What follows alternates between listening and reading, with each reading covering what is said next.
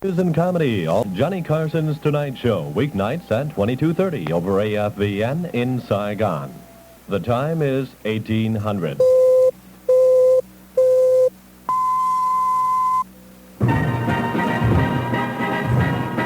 This is AFVN Evening Report. Good evening, Army Sergeant Nick Palladino reporting. In the headlines, enemy attacks in Saigon, military officials report other attacks throughout Vietnam, and President Johnson asks Congress for more money for veterans. Now details. Military officials in Saigon announced tonight that 1,788 enemy have been killed throughout the Republic, not counting the capital district, in the last 48 hours that ended at 1500 this afternoon. They say friendly losses during the period have been light. The Viet Cong have launched assaults up and down the length of the Republic during the period.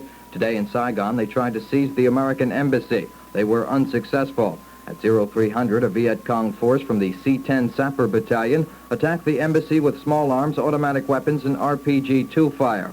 They penetrated the compound, but a handful of defenders kept them out of the embassy building. Reinforcements arrived as the fighting lasted for about 5 hours. Military policemen stormed the building from the front, and 36 paratroopers from the 101st Airborne Division landed on the roof of the embassy in helicopters. The entire 19-man enemy force was killed. The enemy soldiers wore civilian clothing. Some had red armbands wrapped around their arms. 4 United States military policemen were killed in the fighting and 4 others wounded. 1 Marine was killed and 7 wounded. One of the wounded Marines is listed as critical. The commander of American forces in Vietnam, General W.C. Westmoreland, visited the embassy this morning, talked to officials, and had these comments on the attack. Between 3 a.m. and 5 a.m., it progressively developed after reconnaissance was made. Some sniper fire was encountered. And finally, after the building had been surrounded, MPs entered the compound, killing a number of enemy soldiers dressed in civilian clothes on the premises.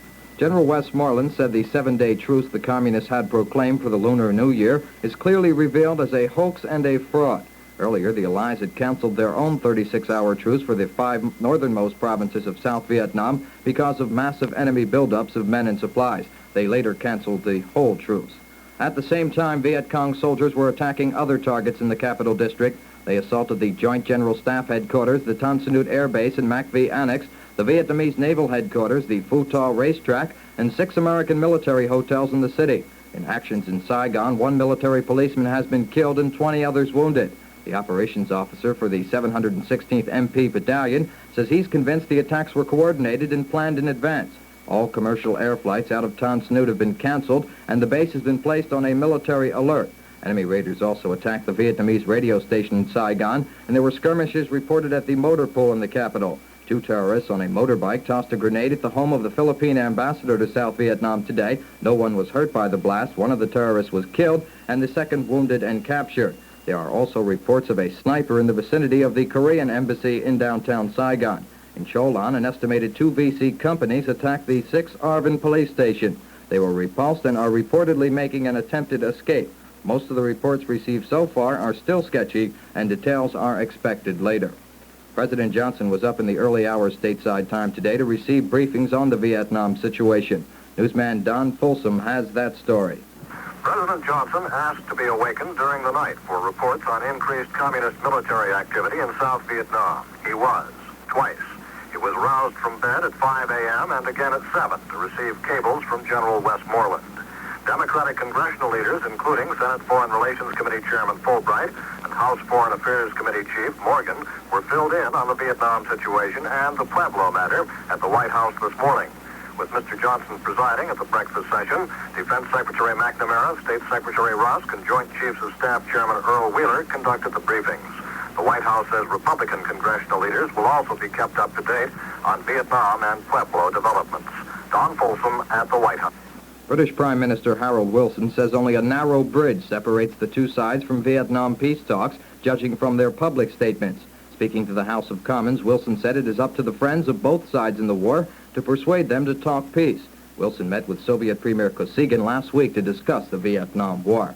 In New York City, a denial of helicopter shortages in Vietnam. The denial comes from the Commandant of the Marine Corps, General Leonard Chapman. General Chapman told the Overseas Press Club, I don't agree that there's ever been a shortage of helicopters. Helicopters are like the Jeep in World War II. The demand for them is insatiable. We can always use some more, I agree. But there's never been a shortage. We've never had an operation that was aborted or degraded for lack of helicopters. We're flying out there now in Marine helicopters, 50,000 sorties per month. And that's a lot of helicopter flights.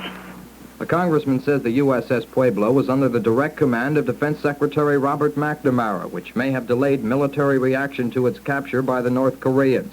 Wisconsin Republican Henry Schatterberg says the intelligence ship reported directly to the National Security Agency headed by Mr. McNamara rather than to the Chief of Naval Operations. The Pentagon says it has received an unconfirmed report that one of the Pueblo's 83 crewmen is dead. But the White House said earlier today it had a report the captured crewmen were receiving proper treatment and medical care.